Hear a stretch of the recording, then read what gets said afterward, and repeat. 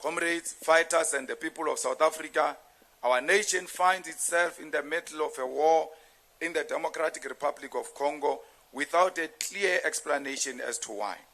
As the EFF, we commend our courageous soldiers who fought bravely and placed their lives on the line in order that they must ensure there is peace and stability in the DRC. Our soldiers are disciplined and could never question those orders, and they have followed these orders with discipline. There can be no doubt that those soldiers who have passed on sacrificed their lives and deserve to be recognized and honored. However, at the heart of the conflict in the Congo is not a desire for peace, but the greed of the West for the minerals wealth of Congo.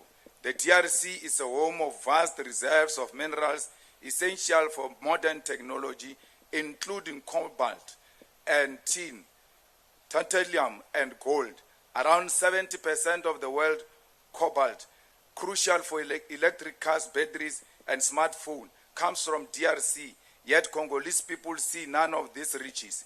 Instead, multinational corporations and West nations exploit these resources while fueling conflict to maintain their access. Over 200 companies from the UK and Belgium are involved in the purchasing minerals from the DRC, and these nations directly finance armed groups and perpetuate violence. These corporations and their governments remain complicit, failing to regulate supply chain or hold corporations accountable for using conflict minerals. The chaos in the DRC goes back to the colonial conquest, and today is sustained by imperialist interest to loot the wealth of the DRC. This conflict is equally fueled by ethnic divisions in the region. Comrades, it is here where the influence of Rwanda in the DRC emerges. As ethnic group that fled from Rwanda during the Rwandan genocide and settled in the eastern Congo are used as the basis for Rwanda support for M23 rebel against the regime in the DRC, while Rwanda is simultaneously a proxy of Western interests in the Congo. The conflict in the DRC, therefore, does not require a head of state who suffers from a desire to be a hero at the expense of the lives of our soldiers without an appreciation of the condition that informs the conflict. It is when you do not appreciate the condition that inform the conflict in the DRC that you will speak in folk tongues when you speak to the president of Rwanda and communicate a different message to the people of South Africa. Lies have short legs, Mr. President, and we demand clarity from you because you have sent our soldiers to their death and then antagonized forces in their region, knowing very well you are not prepared for war. It is crucial for fellow fighters to acknowledge this history and ask ourselves what is the specific role of the South African National Defense Force in the Congo, and in whose interest is our mission in the Congo? Whose peace and stability are we pursuing in the Congo? Is peace and stability for the continent or peace and stability for mining interests of global capitalists?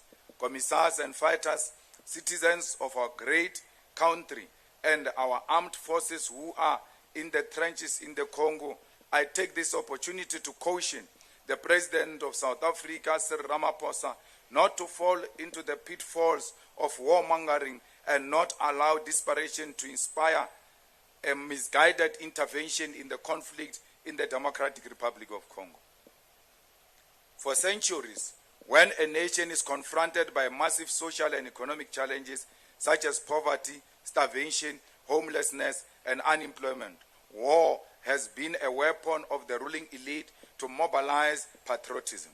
Those who have over the years in modern society lost of the popular mandate of the people have embarked on senseless wars, sacrificing soldiers in an attempt to unite the nation behind one common purpose and one common cause.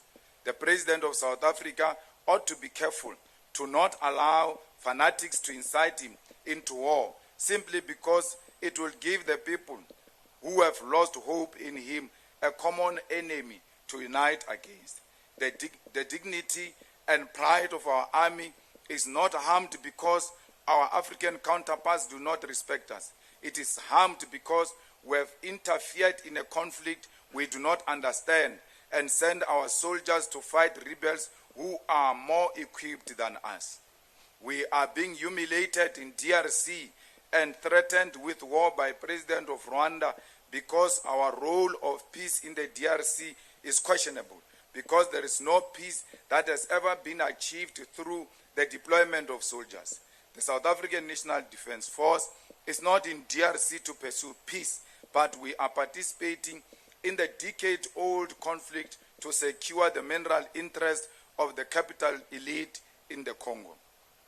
Our soldiers must withdraw from the DRC, not only because they have not been given the necessary equipment to pursue the so-called peace they are there for, but because the motivation to send our forces to the DRC are dishonest.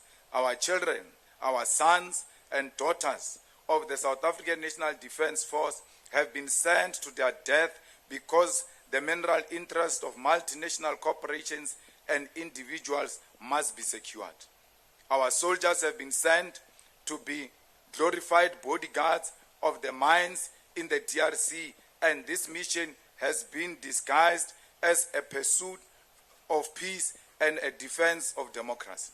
Bring our soldiers home, because our army should not be a pawn in a game of capitalists which has now exposed the weakness of our military capacity. Bring them home, because every day they pass away, we see the consequences of a deliberate destruction of our arms manufacturer, Dinel, and we see the consequence of the year-on-year budget cuts to the Defense Department. Bring our soldiers home, because they are the first line of defense for our people, not the first line of defense for the interest of capitalists and mining corporates. Mr. President, bring our soldiers home and desist from meddling in the affairs of DRC and Rwanda as if you are the USA of Africa, because we do not know if you'll be able to defend us when the rest of Africa turns their guns to the south.